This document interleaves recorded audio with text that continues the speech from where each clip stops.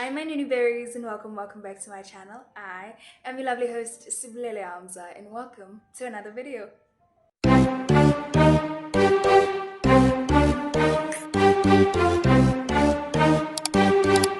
So in today's video, we will be talking all things that I have learned at the age of 22. So I know that this challenge is usually like 22 things I've learned at 22, but I will only be talking about the 10 things that I have learned, which I feel like are super essential and I'd love to share with you guys. I've been wanting to do this video for a very long time because I really just want to talk about things that I've learned in my young adulting journey, and I really do hope you guys will enjoy this video. Don't forget to like, comment, and subscribe.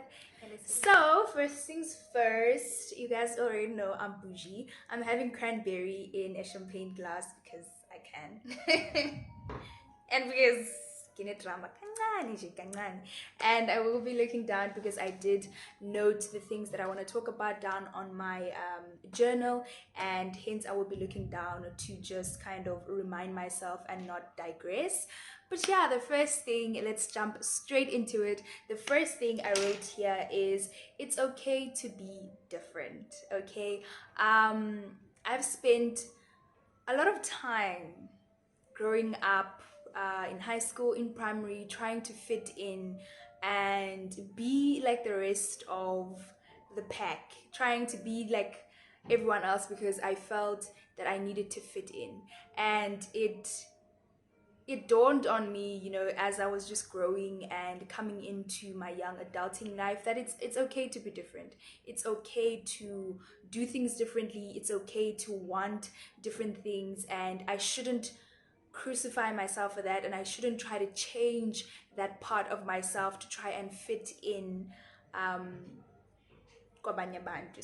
The second point that I have over here is a quote from Dolly Parton that says, "Find out who you are and do it on purpose." Sorry, I'm parched. I thought that this quote was so beautiful when I saw it on Instagram, and I think it's definitely been something that I was consciously pursuing this year, finding out who I was and doing it on purpose. And I think when you ask someone who are you, they tell you about all the things that they do, or all the things that they love to do. So I think that those definitely do make up who you are. The things that you love to do, the things that you believe in, all of those little factors contribute to who you are as a person. So finding out who I was definitely about kind of, I read a quote that said that you don't find yourself because you're not a lost coin, but you return to yourself. So you basically, you strip off all of the opinions, perspectives, thoughts, that society has inflicted on you, and you return to who you are before you started listening to what society thinks you should be. So I think that returning to who you are is something that I was definitely pursuing this year, trying to find out what are my personal opinions, trying to figure out my personal perspectives, my thoughts on things, my opinion on things, finding out what I really love to do and not what society thinks I should love doing. I hope you guys are following me while I'm saying this, but really just returning to that young Sibulele, you know, that was innocent and that didn't take on people's opinions as her own, returning to her and obviously adding on to her now that I've grown and I've had more experiences, and I've acquired more things that, you know, that I like, and, you know, things like that. But definitely finding out who I was something that was a conscious pursuit for me this year. The third one, sour. Why is it so sour? Oh, sorry. The third one says, my values and morals matter, and they're valid. Listen, this is a very heavy topic. This is a very heavy topic for me personally, because we live in a society where I don't want to say a society that has lost their values and their morals, but a society of abantu who think very differently. We live in a society that feels that they should inflict their values and their morals on other people, and I'm guilty of that as well, because in some instances I also judge how other people live and how they do things, because I feel like they should be doing things the way that I am doing things, and I've had to correct myself a lot in terms of that. But just talking about my personal values and my personal opinions, I have opinions that contradict today's society. I have values that contradict today's society. I do things in a way that contradicts how things are done in today's society. And I've had to talk to myself and make myself understand that it's okay. Those values and those morals are okay and they are valid. And I don't have to conform to what is being done just because, just for the sake of it. But yeah, that's definitely something I've learned this year, that my values and my morals are valid. Yes. And your values and your morals are valid. Doesn't matter if they're not the same as society, they're valid. Okay? Number 4 says, build your opinion. I've learned to build my own opinion this year, and the reason I'm saying that is sometimes when I want to make a really simple example so you guys can kind of get the point that I'm trying to make. Let's talk about olives. Okay. Imagine if someone said they don't like olives, and you ask them why don't they like olives, and they say because Samantha says olives are disgusting. That's not that person's opinion, but it's their opinion based on what Samantha says.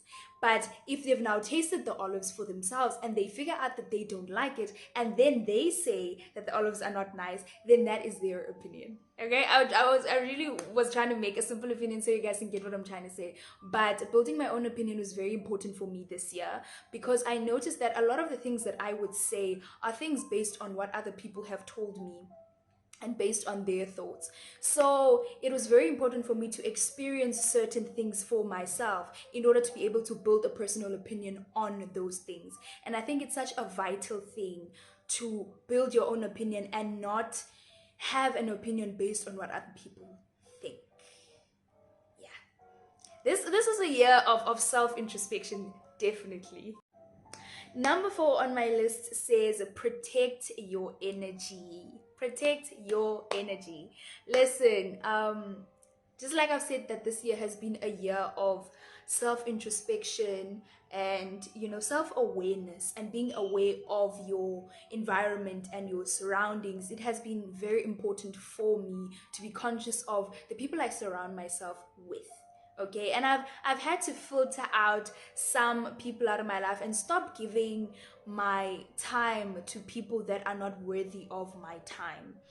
um I believe that I'm someone who's very kind, even though sometimes I'm told that like I look like I'm mean. But once you start talking to me, I'm very kind. So I have this thing of being friendly and being kind to people. But this year I've had to sit myself down and tell myself that, listen, being kind doesn't mean accepting just everyone within your energy and bringing everyone close to your energy. Being kind means that, we can definitely be kind from a distance. Being kind doesn't mean that I have to entertain every Tom, Dick, and Harry, okay, just because I don't want to come off rude, or I don't want to come off I forgot that word I wanted to use now. But yeah, protecting my energy was very important for me. Okay, so the next one says boundaries are our friend. Boundaries are a friend, and I think this ties into the element I talked about just now, which is protecting your energy. Having boundaries are very, very important. You really can't just give your energy to every Tom, Dick, and Harry, and you need to speak out. I'm someone who is very scared of confrontation. I've never been the type of person that confronts things. I always run away and I evade, you know. I've not been able to stand up for myself. And that is something that I've had to practice this year by creating boundaries. When you don't like something, you need to say you don't like something. When you think that things should be going a certain way, it's okay to express the fact that you feel things should be going a certain way. If you are hurt, it's okay to express that things are hurt. It's okay to have those boundaries, because once you establish boundaries and you tell people that this is how you'd like to be treated, people will eventually treat you the way that you want to be treated. And if they don't want to, then obviously, they'll go, and they're just not for you. But it's so important for us to have boundaries. Boundaries are our friend. And it's not always nice to practice boundaries, because it doesn't feel, I don't know, it's not easy. It's not easy, especially for me, but it's something that I've had to do to protect myself. And I'm very, very thankful for the courage that I took to actually start building boundaries, because I'm at a much happier place now that I express myself fully. As comparison is indeed the thief of joy. I'm sure you guys have heard that that that's what is it? It's a quote. Yeah, that quote that says comparison is the thief of joy. It really is the thief of joy. And there's a lot of comparison within my age group specifically, because I'm 22, right? Going on 23 in a couple of days. And the young people in my age group, we compare ourselves a lot to one another, because some of us, you find that I'm a 22-year-old, I live at Reds, I'm still doing my undergraduate, and you'll find that there's another 22-year-old who has their own flat in Sandton, and they have a car, and we're both 22. But why is there a difference between the two of us? So people in my age group, we compare ourselves a lot, and I was also at a point where I was comparing myself a lot, and I took a step back to understand that this is an individual journey. My journey is an individual journey, and there are different, so my journey has been shaped by different circumstances, and that person's journey has been shaped by different circumstances, and I need to accept that and understand that. And just because I'm not in that position doesn't make me less worthy or less valuable, you know.